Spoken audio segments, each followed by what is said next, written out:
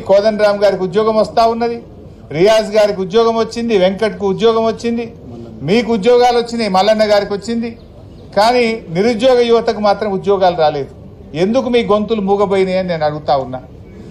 మన రాహుల్ గాంధీ గారు ఆ రోజు మీరు అశోక్ నగర్కి వచ్చి నిరుద్యోగ యువతకు మాట ఇచ్చారు. మేము 1,00,000 ఉద్యోగాలు 2 లక్షల ఉద్యోగాలు ఏడాదిలోగా నియామకాల ప్రక్రియ పూర్తి చేస్తామన్నారు. 7 నెలలైంది, ఇప్పటి వరకు జాబ్ నోటిఫికేషన్ రాలేదు. మేము జాబ్ క్యాలెండర్ ఇస్తామని చెప్పారు. 2 లక్షల ఉద్యోగాలు సంవత్సరంలోగా నింపుతామని చెప్పి ఇవాళ 7 నెలలైనా జాబ్ క్యాలెండర్కు అతిగతి లేదు. రాహుల్ గాంధీ గారికి మా నిరుద్యోగుల బాధలు వినబట్టలేవా అని నేను అడుగుతా ఉన్నాను.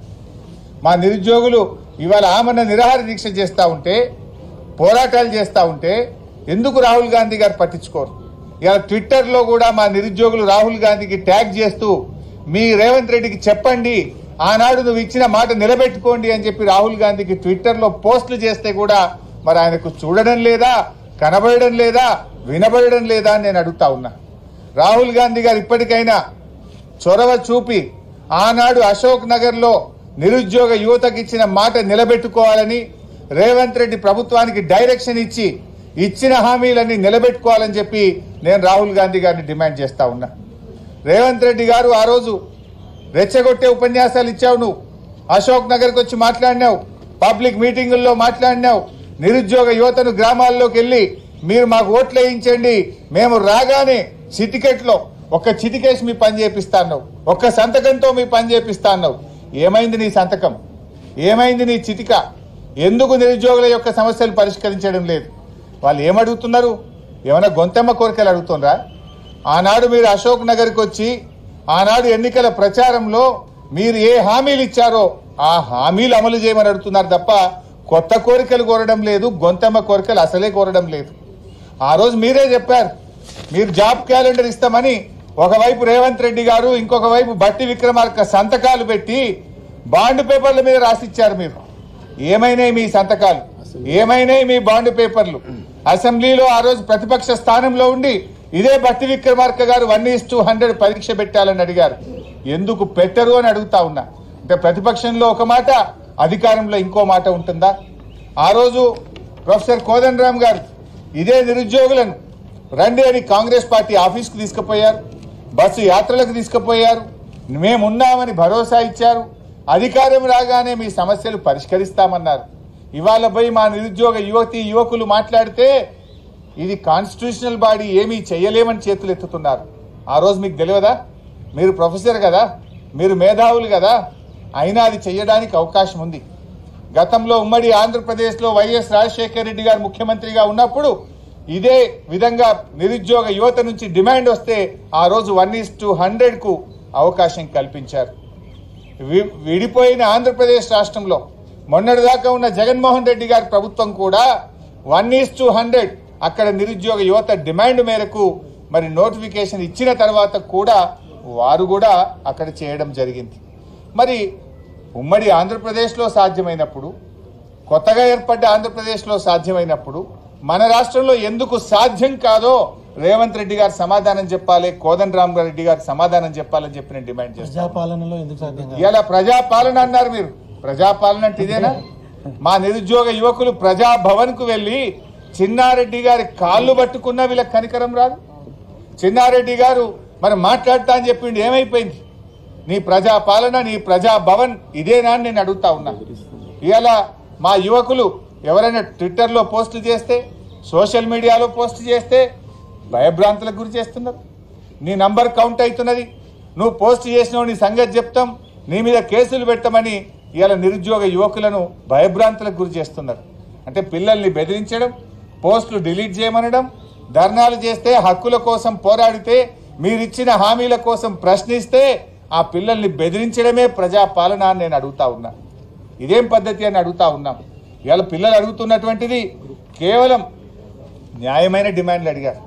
ఆ రోజు మీరు ఇచ్చిన హామీల గురించి అడుగుతా ఉన్నారు. మొట్టమొదటి డిమాండ్ పిల్లలు అడుగుతున్నది, మీరు ఇచ్చిన హామీ ప్రకారం 2 లక్షల ఉద్యోగాలకు తక్షణమే జాబ్ క్యాలెండర్ విడుదల చేయాలని చెప్పి మేము నిరుద్యోగ యువకుల పక్షాన ఈ ప్రభుత్వాన్ని డిమాండ్ చేస్తా ఉన్నాం.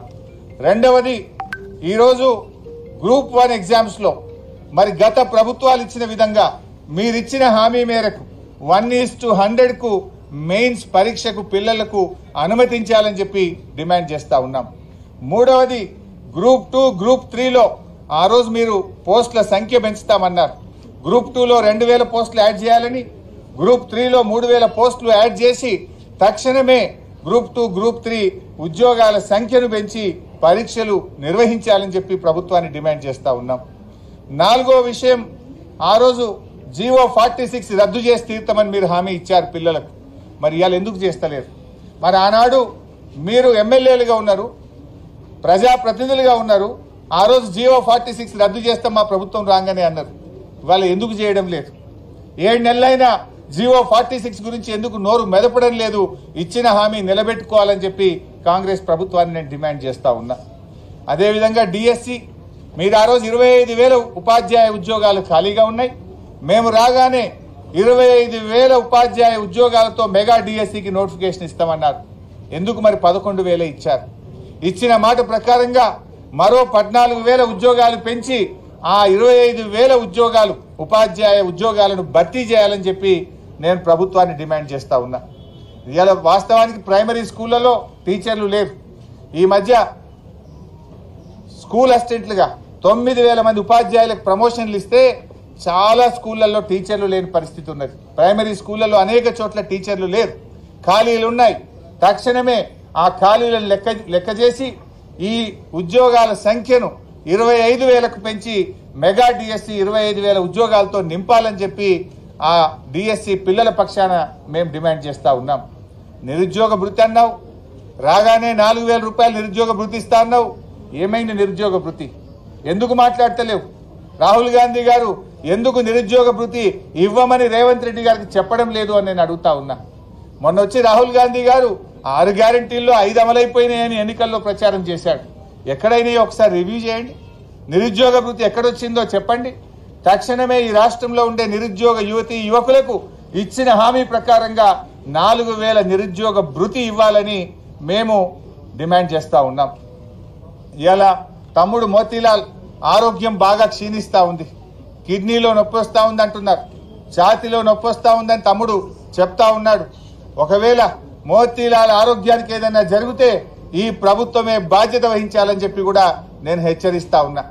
ఇన్ని రోజులైనా 7 రోజుల నుంచి నిరాహార దీక్ష చేస్తే ప్రభుత్వం నుంచి ఎందుకు మంత్రులు మాట్లాడరు? ఎందుకు ముఖ్యమంత్రి గారు స్పందించారు?